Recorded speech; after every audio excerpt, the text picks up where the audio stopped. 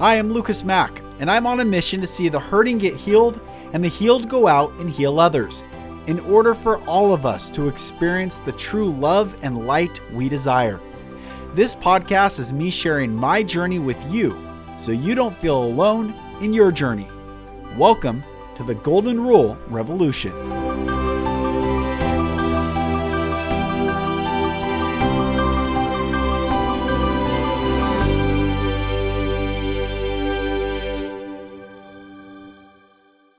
Hello, my brothers and sisters, and welcome back to another episode of the Golden Rule Revolution. I am Lucas Mack, and it's such a pleasure having you join.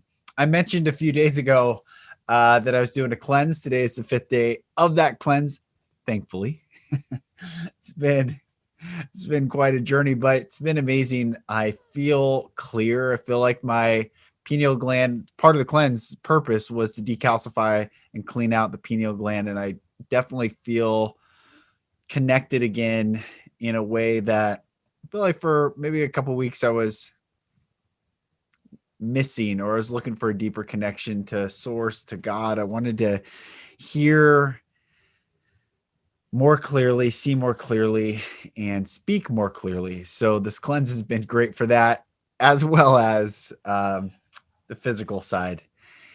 And I hope there's so much going on. I hope you are enjoying the show. I really do. I hope you're not getting caught up in the headlines and the news, the lies. How do you know if something is a lie? Is if it constricts your breath. How do you know if something's true? Is if you can breathe deeply.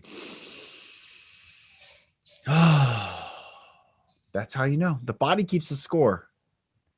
We are leaving the era of when people look for external validation, but we remember, I don't need another to validate me. I simply check in with myself, my body, and I will see where I am at. Am I in alignment? Am I out of alignment? Am I walking in love, or am I walking in fear? This is the greatest time ever to be alive. And your soul chose this time. You are gifted to be here now. So everyone listening,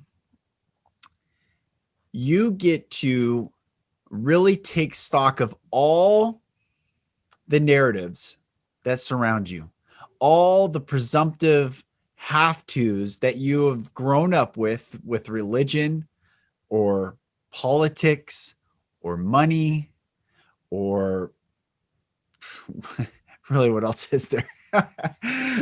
Spirituality, whatever. And you really get to dive into and discover for yourself what is true, what is good, what is liberating, what is wholeness. This is that time all over the world. And I see all of you watching all over the world. I see where you're listening, and I just am so blessed that we get to share this time together so that you can connect, you can look up and see God more clearly. You can connect and receive what many call source. The Bible calls Holy Spirit or the Holy Ghost. Look, my brothers and sisters, it is love. It is love. And you get to receive more love as you walk in alignment. So I'm very excited about that. And it's probably the longest intro I've ever done for a guest on the podcast. But today I'm really excited to bring Jeddy Azuma on the podcast. Now, I connected with Jeddy through a friend who's also been on the podcast, Jose Alejandro, a few episodes, maybe a couple months ago. But Jeddy leads men's work, helps men, holds space for men to heal. And it's really beautiful to connect in a brotherhood. And this applies for men and women listening, because we all know, well, not, I was going to say we all know men that could use this, but what I really believe in my heart of hearts is that when men heal, the world heals. When men heal, the world heals. Men have systematically, that's the word. Men have systematically been broken throughout time through the deep state narrative, the cabal, the social engineering, hurting men, then telling men to be tough as children, and not giving safe space to express their emotions, their feelings, their thoughts. And sure, there are many men that are acting still macho and tough and closed off, but that day is over. And many are coming to the light and saying, I can't do this anymore and I need support. So Jeddy and other beautiful men out there are standing and holding space for men to come out of the shadows, find safe spaces to heal. So I'm really excited to bring this episode to you. So my brother Jeddy, thank you so much for coming on the podcast. And how are you? I'm really good, man. It's an honor to be here. Looking forward to chopping it up with you, man. Yeah, same. So you're bringing important medicine to this world. Important medicine, man. To helping that divine masculine heal and stand for what its truest purpose is. And it's beautiful. So I just acknowledge you for that, brother. And tell me about your journey. Where are you from and how'd you get to doing the work you're doing? Well, I call it my dirty little secret. I'm actually from New Jersey. I grew up about 7 miles as the crow flies from downtown Manhattan. Most people don't know that about me. Even when I was growing up, people were like, you don't really seem like you're from here. But anyway, that's where I'm from. I grew up in the suburbs. I like to, looking back on it, I say I had a relatively ordinary childhood, but as I've gotten older and done more of this work, I realized how unordinary or extraordinary, I'm not sure what the term would be, it was. To encapsulate it, I went through a lot of traumas and pain and hardship and challenges as a boy that got stuck in me and followed me into adolescence and adulthood. And I didn't have the mentorship, the guidance, the ceremonies and traditions to prepare me for adulthood that I needed. And so my early 20s was stumbling my way through adolescence, trying to figure out how to be an adult when I didn't have any clue what I was doing. And luckily, fortunately, my gut led me all the way across the country to California and the West Coast. And that's where I found men's work, men's circles, rites of passages. And that's where things really took a turn for me. What was that calling, or what was happening at the time where you felt like to leave your place in Jersey and go to California, out of all places? Yeah, well, I mean, to paint a more clear picture, I had recently finished graduate school. I had a doctorate in physical therapy. I was making good money, living in Queens. I had a girlfriend, lots of friends in the city. It was good, man. I always say that on paper, I had the perfect life. I had the perfect setup. So many people would have died to be in my shoes, right? And yet I felt completely lost, completely confused. I could not imagine, is this going to be the rest of my life? Is this like the next 30 years of my life until I retire? And I wasn't having that, but I didn't have anything to substitute that. And the pain of not knowing, the confusion, the feeling of being lost just led me to numb myself. So I was basically in a perpetual state of highness for 3 years. And I was smoking weed, smoking tobacco, going out and partying, having a good time. In retrospect, I needed to do that. Yeah. But it was just masking the pain. Because I didn't know where else to look. Everywhere I looked were other guys like me doing exactly what I was doing. Yeah, everyone with their masks up, everyone with the veneer, everyone with that pseudo smile, and yeah, totally, man. Yeah. So what was that catalyst though to go? Well, there's a couple of things. I was in a really the first time in my life I was in an abusive relationship. Mostly emotionally abusive, but sometimes physically abusive, and I just got stuck there. I didn't know how to get out of it.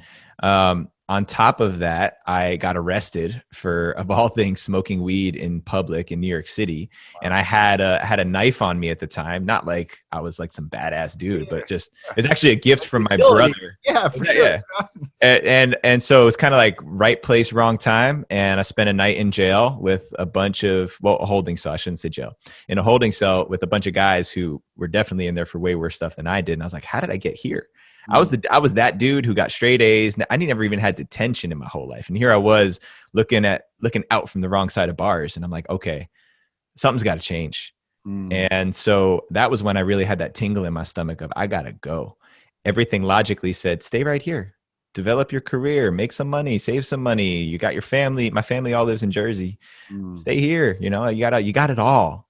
But everything from the neck down was saying, get the fuck out. It Yeah, was like, yeah, go. yeah. Run, You know? get out of here. So I did, and I had no idea what I was doing. I just said, it's time to go. Wow, wow. That abusive relationship, was that? Did you call that in from? Is that tied to childhood trauma? Any relation to that, or? I was that guy who was always trying to save somebody, Mm, because it was more convenient, and I looked good if I was trying to save somebody, but not really looking at myself. It was a good, convenient distraction. yeah, I didn't know this at the time. Obviously, I thought I was being genuine. I thought I could really help somebody.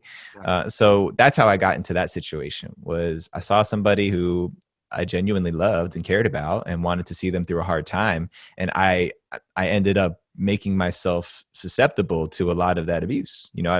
And I felt really victim-y about it back then.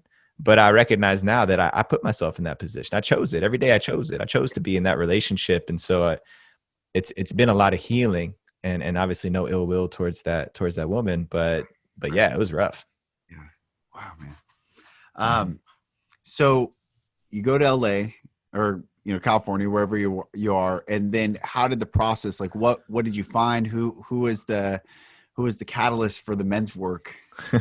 Well, the answer is that there were many, Mm, and it wasn't just California. I bought a one-way ticket to San Francisco. I had some buddies. I knew I wanted to go, and then the synchronicity started happening. One of my buddies from college said, "Hey, we're planning a week-long backpacking trip through Yosemite in California in August." I was like, "That's perfect. I'm actually planning on getting out of here then."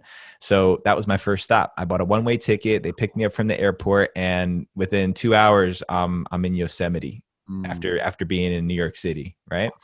So that was really the only thing I had planned was that trip. I'd saved up a bunch of money. I think I had like 12 grand saved up, and I'm like, I'll just ride this as far as I can and see what happens. Originally, I thought I'd be out there for a month, but then for the next 4 months, I just traveled around with a backpack, wow. and I went from one place to another. And so I met a lot of really incredible mentors and teachers along the way. I Mm, also I did a Vipassana retreat, 10-day silent meditation, powerful.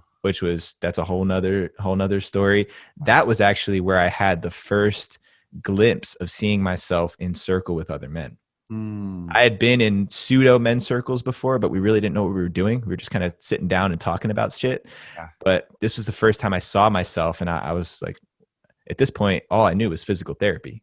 Wow. Like, how is this what I'm here to do? But it came through really clear. So I just kept following the breadcrumbs. For the first time in my life, I was following my gut, not trying to think my way through it, which I was 25 years old, was a very, very unique and new experience to do that. But also very scary because it defied everything my dad taught me about be logical, have a plan, have a strategy. I was just like, nah, I'm just going to go with my gut. And I couldn't even talk to my dad for those 4 months. He like, we had like a big mashing of the horns right before I left, Mm, and he just couldn't handle it. He couldn't see me out there just flying by the seat of my pants. mm. How many days into the spot to that retreat did that vision come to you? It was on day 4. I'll never forget, because it was one of the most coherent moments I've ever had in my life. Mm, And for those people who don't know, Vipassana is a style of meditation. You're for 10 days, you're meditating 10, 11, 12 hours a day. And that's all you do. You don't talk to anybody, you eat, and you meditate and sleep. mm. So day 4 was like, I was really starting to hit my groove. Side note, on top of this, I didn't know it, but I had actually contracted scabies, which is basically like bed bugs, kind of like bed bugs, but they live on your body, and it's itchy as hell. It's like the worst case of poison oak that you've ever had in your life.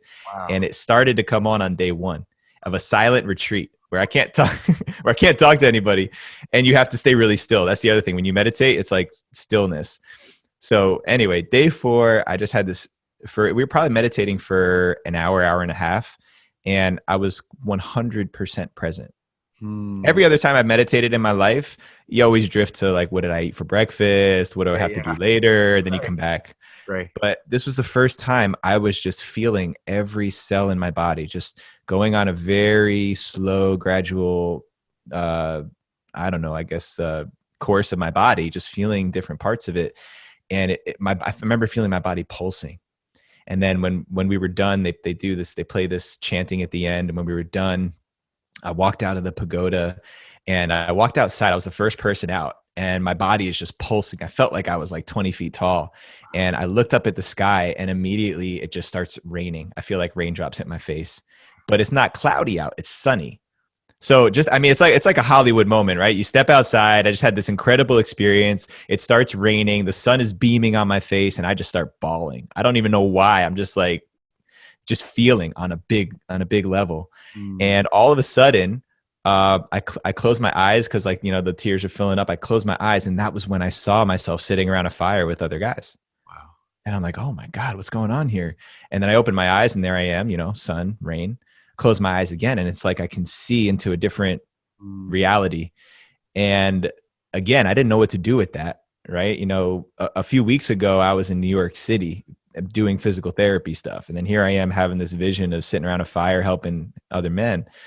And so, you know, that was day 4. So I still had like 6 more days left. They don't even let you journal. So I couldn't journal about it. I just had to like push that out of my head for a moment. But there was a seed that was planted for sure. Wow. That's powerful, brother. That is, yeah. What a gift. What a gift that you were given to see that. Mm-hmm. What's your background and heritage? Like what Azuma is like, it's always a fun game to play, man. My whole life has been like that. My father is Japanese and my mother is Italian. My DNA test tells me that I've got some Middle Eastern on my mom's side in there somewhere. But yeah, man, that's Japanese Italian. That's what I grew up with. Cool. Very cool. Very cool. Yeah, I've gotten everything, man. People think I'm Latino. People think, one guy even said, "Are you Icelandic?" He's like, "You kind of remind me of Bjork." I was like, "Come on, bro. Come on, Bjork. Come on." That's great, man. I think it's important to, I mean, when we're aware of our past and that ancestral line, and here you are seeing this, you know, who knows how many generations back you're calling, you know, you're bringing that forth from something that's your line. You're here for this time from all this past generation to generation. And all of a sudden you wake to, this is me. This is who I really am. That's really beautiful. Yeah, and it's great that you mentioned that because that was actually a huge theme of that 4-month journey for me. You know, there, like I said, there was many other experiences. The Vipassana was just 10 days of that, but a big theme of that was reconnecting with my ancestry and where I came from. Yeah. Probably the person I felt closest to in the earliest stage of my life was my grandfather on my dad's side. So my Japanese grandfather. And when I was growing up, both my parents were working really hard. And my mom would work on the weekends and my dad sometimes had to travel for work. So I would be at my grandparents' house and I would spend a whole weekend with my grandpa. Wow. And he passed away when I was 5 years old. He had an aneurysm that burst in his brain. Wow. And it was, I mean, to experience pain and loss like that, probably the most important person in my life, you know, losing him at 5 was really hard. And a lot of my journey back when I was traveling was reconnecting with him.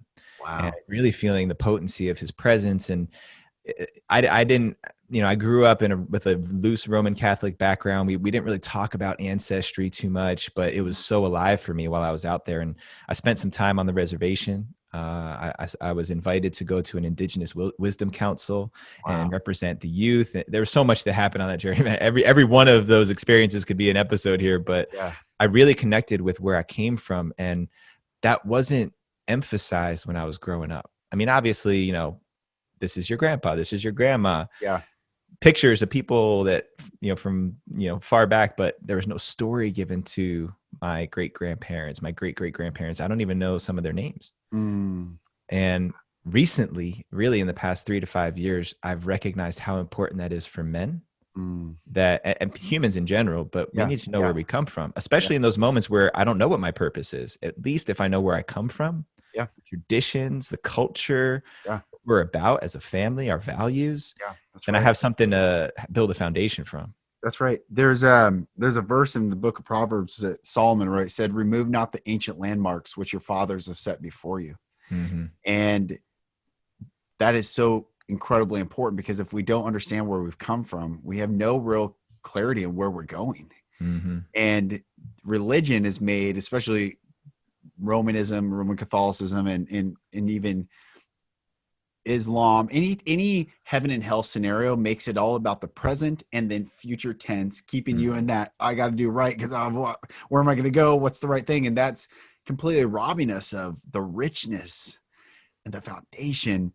And I was watching with my kids. So we got 8, 6, and 4-year-old girl, boy, girl, and I thought, well, it's probably time to show them the Star Wars movies. And so we went through all 9 of the movies. And there's a scene where either 7, 8, or 9, maybe it's 8 or 9, where Rey goes down into the cave and she comes up and she sees herself and she snaps and it goes. Yes, man. I know exactly the scene you're talking about. Heck yeah. And I see that as the work we do now in this time, in this time space continuum, is unlocking and healing all the past and all the future. So it's like, man, you're blessing your great grandfathers by what you're doing now and unlocking. I think many things when we do healing work and we face that and break those cycles, it's not just for us, it's for past, future, present. It's powerful, brother. 100%. And that was like you said, that wasn't anything I got from the Catholic faith. Yeah. And it wasn't anything I got even from studying Buddhism, because Buddhism is all about the present moment too, right? And it wasn't until I started spending time in the Native American church, until I started spending time in some of these ceremonies, and I was invited into Sweat Lodge, and you start listening. Because for me, and this is not to say that there's one faith or belief system that I think is any better than the other, but it was the first time that they were talking about belief of the abstract by looking at the things right around me, by having reverence for the earth. I can see the earth. I can put earth in my hand. Yeah. I can talk to earth while I'm in relationship with it directly. Yeah. It's not the Holy Spirit. It's not, Jesus Christ, somebody that I never met, that I don't know, with words that aren't mine. I can just have reverence for this thing and start with gratitude. It was so simple for me. It made sense for me. And then here's a couple of things that really tripped me out, right? You know how they say dust to dust we shall return, whatever that is. When you actually think about that, our bodies decompose and, become compost for the earth again. Yeah. When you pick up earth, that's literally us. Your ancestors. That's the transformation of energy that's moved through. And here's another one that really tripped me out, right? Because we talk about water a lot in these Native American ceremonies. The importance of water is the first medicine. That water you drink is the water that moved through the bodies of every one of your ancestors.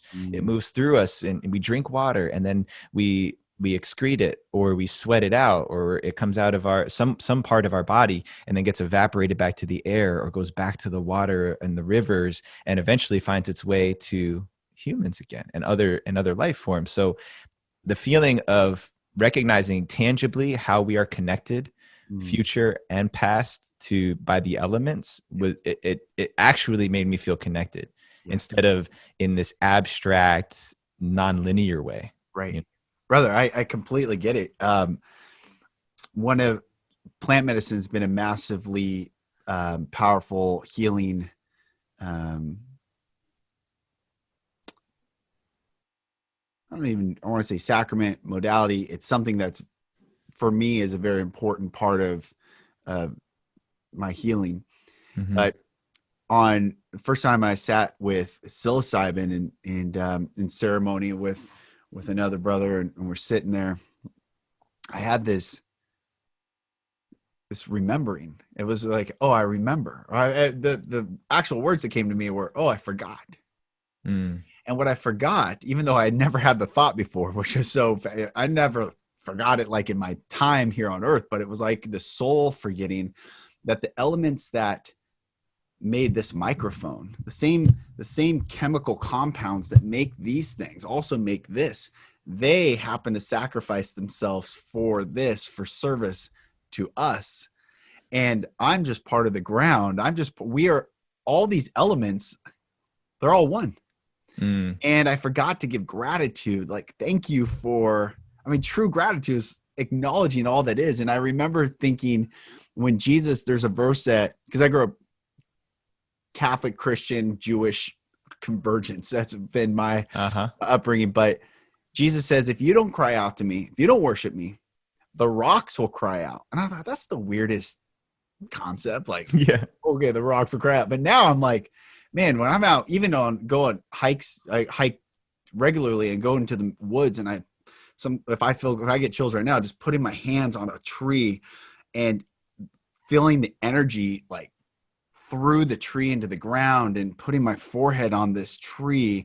And even saying this, I used to make fun of this stuff. Totally. Yeah, you're like, what a weirdo. Like, you're an idiot, some tree hugger. But now, like, truly understanding that the wisdom that this tree holds, the wisdom that this tree is connected to in the earth and the mycelium under the ground and all the connectivity, and like you're saying, the water, it is so beautiful. And when we have that sacred remembering, I always like the word remember. It's like, man, we're not learning anything new. We're just remembering what was and what is, and it's just powerful. So I love to hear your story about that, because it's really beautiful to connect with what is here now. Yeah. And I talk about this a lot because, again, right, it's something so easy to make fun of, right? Like putting your head on a tree. Oh, what are you doing? Right. Yeah, no, totally. And I get it too, because there's even a part of me still that's like, talk to the rocks, like really speak to the rocks. Like those are relatives, ancestors. How could that be? Because those sentiments of thinking that we're different than or separate than is exactly what got us into the situation we're in now. That's right. The reason why we don't respect the planet is because we don't see ourselves as part of this planet. Right. We don't see ourselves as part of this living organism, because otherwise, if you go inside your body, we all, for those of us who honor science, right? Or say believe in science. Okay. We believe that we are a singular organism that is composed of many other microorganisms. Mm-hmm. So what's the difference between the earth as an organism that's composed of several microorganisms and us, right? There's no difference. And it's hard to appreciate because it's abstract. And I think the scientific, logical mind, that masculine, when people talk about patriarchy, I'm never one to swing too far in one direction or the other. So people who talk about down with the patriarchy, I'm like, well, hold on a second, man. There's got to be balance in everything. I'm not saying that we need men to run the world. I'm just saying let's not abandon the masculine, because science and logic has gotten us so far and it's useful. Right. But the fact that we've gone so far that direction has brought us away from our connection. That's what I consider to be the feminine, is our ability to connect. Spirit time. That's feminine. That ain't nothing masculine about that for me. That's right. And that just the fact that the blood moving through my veins has evidence of every ancestor that I've ever come from. That's enough to let me know that I matter. Anybody who don't believe you're worth it, just imagine what your ancestors did for you to be here right now. You know how many bloodlines were lost because people died or they didn't have children? You're here. Yeah. Hundreds of thousands of years. Yes. You're here. Yes. Like, they're here for a reason. Yes, that's right, brother. It's interesting. This, I don't know where I'm gonna go here, but that the verse, "For dust thou art, and dust thou shalt return." Mm-hmm. He tells, so that's from Genesis. So God, the very first recorded conversation between God and man, God asks Adam and his wife Eve, "Where are you?" Even though in the context of the Bible, God knows everything. So God knew where they were, even though he asked them still, "Where are you?" Because he needed man to utter the truth, to say, here I am, here's what it is, and here's what it was, and here's what I did.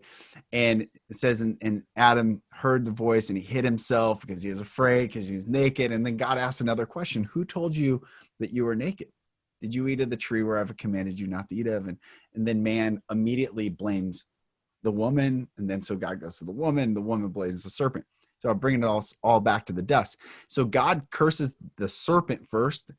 So everyone, this negative narrative of like, oh, women were, Eve sinned first. No, God actually looked at man. He went to Adam first. Even though Eve took of the fruit first, Adam was to be the protector of the garden, to be that space that didn't allow infiltration in, to be that sacred preservation of what is whole, what is good. But he didn't do that job. So Eve takes the fruit, gives it to Adam. Anyway, so it goes down this process. But he tells the serpent, "Dust shalt thou eat all the days of thy life. And then he looks to the man and says, and dust thou art, and dust thou shalt return. Mm-hmm. So meaning this force that wants to harm our sovereignty actually feeds off the decay of our lack of sovereignty. When we forget we're connected, when we are in blame and victimhood, and I only bring this up is, you know, swinging one side. Yeah, there's all these pendulum swings, but when we stand in that sovereign ground and say, man, I'll be the space for you so you can take your mask off. I'm not going to take your mask off. I'm going to take my mask off, but I'll be a permission for you. And as men and women, and when we come together as this collective, brother, it's beautiful. Whether it's men's circles, whether it's anywhere we go, it's beautiful, man. And this is where I think it's such a beautiful time right now is this flourishing of humanity. Mm-hmm. And anyway, just I wanted to go down that rabbit hole. It does, well, because it's fascinating. It's a good perspective. I mean, these stories were not created for no reason. I mean, Right. These, especially the stories of the major religions, or the most profuse religions, I should say, like Catholicism, Buddhism, Islam. Yeah. I mean, we're talking about that covers, half the population. Yep. At a minimum, right? Probably more at this point, billions of people who are subscribed to these stories. So I love stories because stories are really potent and powerful. It's one of the ways that humans have survived on this planet for so long is storytelling. Right. And it's also really important to be a critical thinker. Yes. Not to, because that was one of the things I had the hardest time with organized religion was, so you're telling me that this is the way it is. Yeah. That there's no room, there's no flexibility for new possibilities. That even as a young man, when I didn't know anything, that didn't quite resonate for me. It didn't quite make sense. Why is prayer reciting someone else's words over and over and over again? What does that actually do? And when you zoom that out and you look at our educational system and the way we test children, we ask them to memorize things and regurgitate it. I think they're catching on a little bit more now, but I mean, dude, when you and I were going through school, right? I remember flashcards. Yep. Memorize this information, repeat it as it is. Don't think differently about why it makes sense. Just do it this way. It's control. Right. It's control. And I'm not saying that there's not, that it's all malicious intent, because I don't believe that either. But it's definitely not with the intention of creating people who can think critically, who can think differently. Yeah, that's right. How to think versus what to think. Right. That's the big deal. Yeah. It's interesting. I've fully left. I like reciting these texts. I think there's some wisdom in, all these, whether even the Bhagavad Gita, like there's some, but just looking at them like I look at anything else, right? It's the wisdom's from within. And the connections from within. I can look at this contrast and say, oh, that there's some beauty in that, or there's some knowledge in that. Just like I can go to a tree and look at it. The tree has wisdom, but it's what I connect from within, from what this tree provides, or rock. And trees are really profound for me. I had this vision the other day while I was out hiking, and I live here in Seattle, Washington. So mountains, forest, green, it's beautiful all the time, wet all the time predominantly. But I was in the mountains hiking, and I come to this massive bend where there's just ferns everywhere, but also these massive trees. And I thought, the ferns are the feminine energy that collects and holds the wisdom of the earth. And the trees are like masculine energy that provides and gives this covering so that the feminine could receive all the wisdom of this earth. And I thought that is such a beautiful relationship, a balance. I saw these two trees are big and strong. The ferns are gentle and delicate, but yet both are so necessary in balance, wisdom and beauty. Simple things like that we've just forgotten. Yeah. And I think it's one of the things we do. I had a teacher one time, he said, humans, we're just meaning making machines. He's like, we walk around everywhere. He was talking about it in the context of taking things really personally and the meaning that we subscribe to stuff, and why we even do that, really taking a hard look, objective look at, well, why do I put meaning on that way? Yeah. And this is one of I love mythology. Even as a kid, I loved Greek mythology. I loved story. I loved storytelling. I loved morals within stories. That was one of the ways, the ways we've taught the next generation, probably since we could actually communicate verbally, Yeah. Yeah. That's right. And I love the infinite possibility of how you can interpret something to give it meaning, to give it reverence, to give it value for you. And I think that that's something that's really important. And even because eventually you start to see some commonalities, like you said, right? Like always coming back to an archetype of the feminine and the masculine, and the polarity, right? The binary, the two poles of something that is a really necessary component of life. And however we understand that, who cares? Whether you see that in trees and ferns, or you see that in fire and water, Yeah, or that's you right. see that in anything. That's right. The fact that you're thinking about that, and that it brings you to a place of reverence and deeper understanding and awe, appreciation, gratitude across the board, I think that's ultimately what we need more of. Yeah, I agree, and I think it's beautiful. So let's then move into the circles you're doing and the actual work you're doing with men. Sure. And what do you do, and what's that look like? And how to simplify it. I this is when people ask me, what do I really do? Like, what if I'm my core mission in life, I've reduced it to two things, and it has to do with men and women. For women, we got to make this world a safe place. And now that's not just, physical safety. Obviously that's important and very relevant right now, but all emotional safety, right? I mean, I have a daughter who's 19 months old. And so when I think about what kind of world she's inheriting and what's out there in the world, it's scary. So there's many parts of this world that I don't like, that I'm not ready to lay down my sword and say, it's okay, you can go out and, do you. So safety for women is essential. And there's so much that's tied up in that, right? Women feeling safe that they can have children, they'll be supported, right? Especially in this country, man, in the United States of America, one of the few, upper wealthy countries in the world that doesn't offer any paid leave time for women to have children. Or if they do, it's like 2 weeks. Dude, you're a dad. It takes way longer than 2 weeks to get over having a kid. Oh yeah. Right. So just when you look at some of the most fundamental components of our modern society, it's not a safe world for women. You don't have to look far. So that, and freedom for men. And when I say freedom, a lot of people interpret freedom as, oh, men can go do whatever the hell they want. No. When I say freedom, I mean freedom for men this is like the version of safety that men need. We need to be free to express ourselves. And everyone's like, well, men can talk about your feelings. We want you to talk about it, but it's not safe for us to do that. Right. If I'm angry and I need to unleash the full power of Thor's hammer so that I can get this energy out of my body, and I go and I scream in the middle of the park just to like unload, there, 5 minutes later, the cops are called and I'm in cuffs. Right. Hands down. Men, we can't do that. There's no place for me to go and express myself freely, except for the type of spaces that we're cultivating here. So those are like the two pillars of my life mission, is how, and a filter that I pass everything through. Is what I'm doing right now making this place a safer world for women? Am I working towards greater freedom for men to express themselves and also live a life of purpose?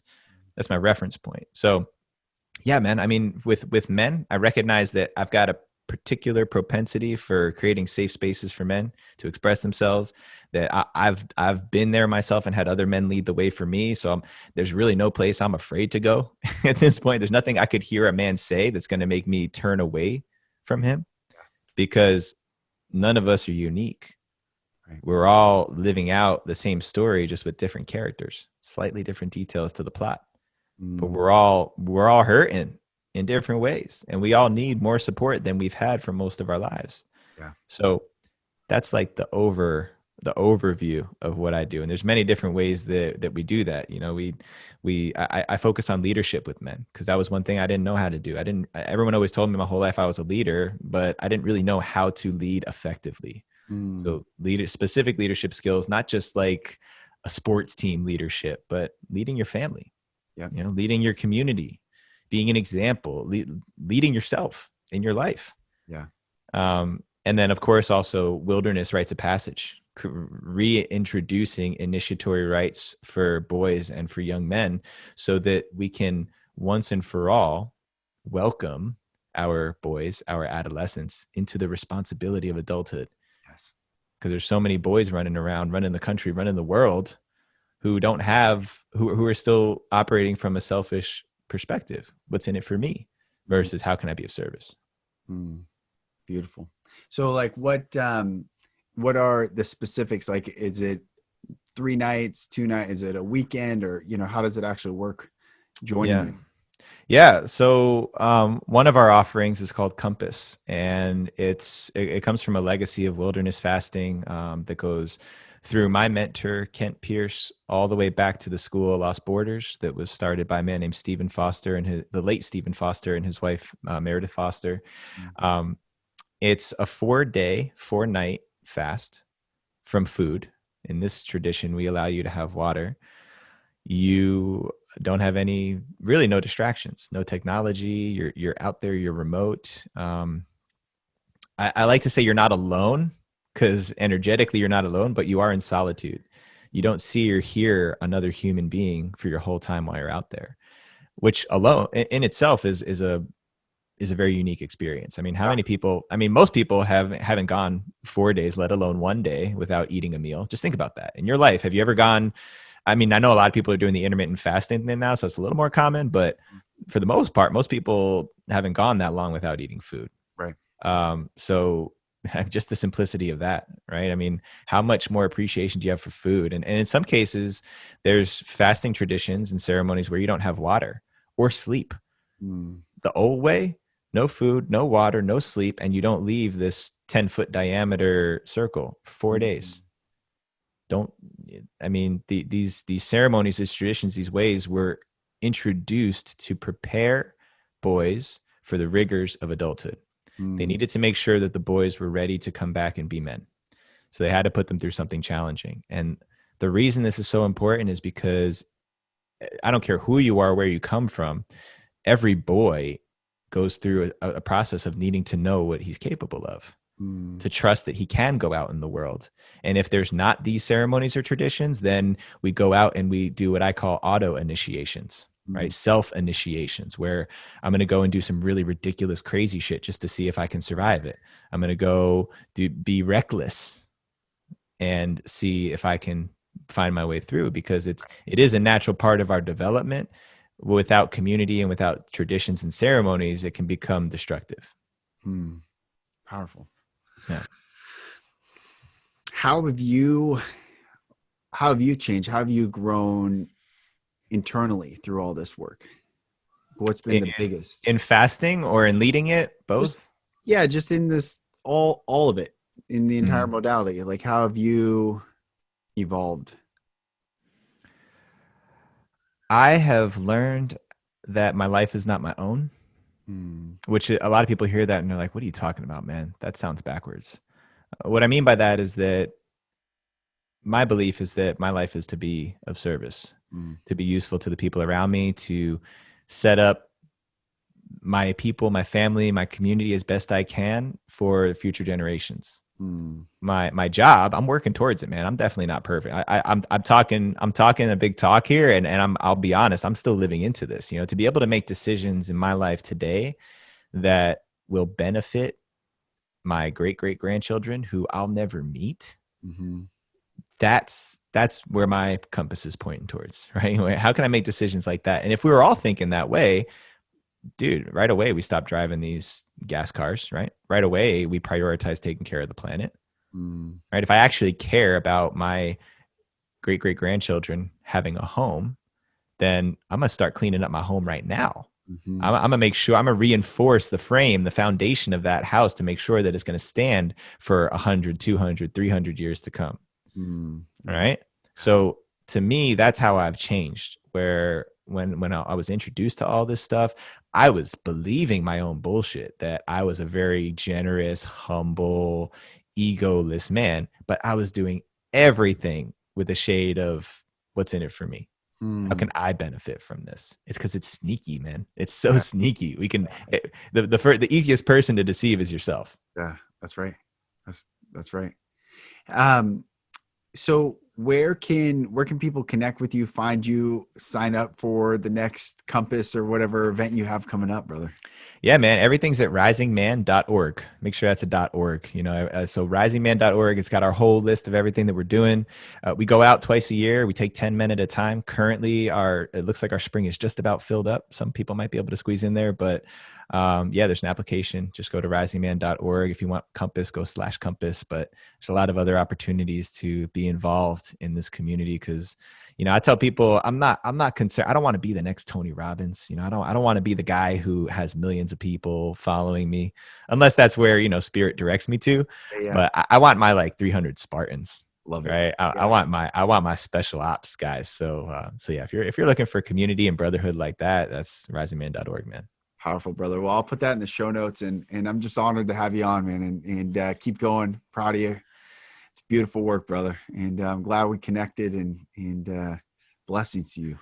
Thank you, bro. Yeah, man. Big shout out to you. Thank you for having me on here. And I also, if I just have a moment, want to say to all you guys who are listening to this man here, make sure you give him some love. If any of you guys who don't do podcasts, this is a massive labor of love.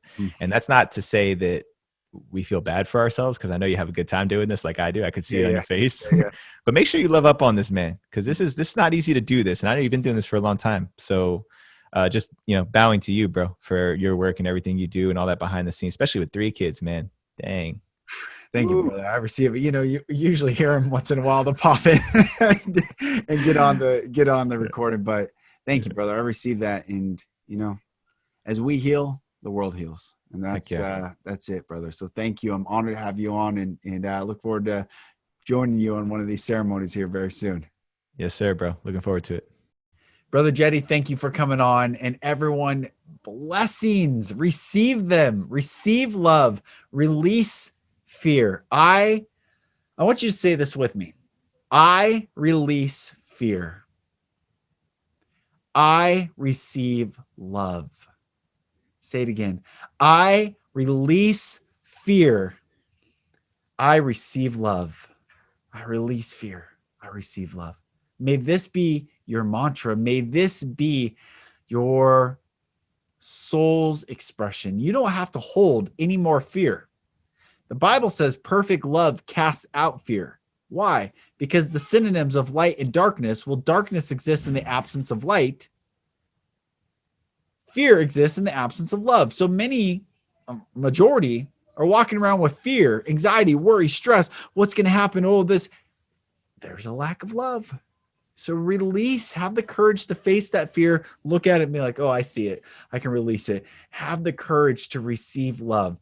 I have defined vulnerability as the courage to experience love in its purest form. The veil of fear is so thin. You just step right through that and you're going to be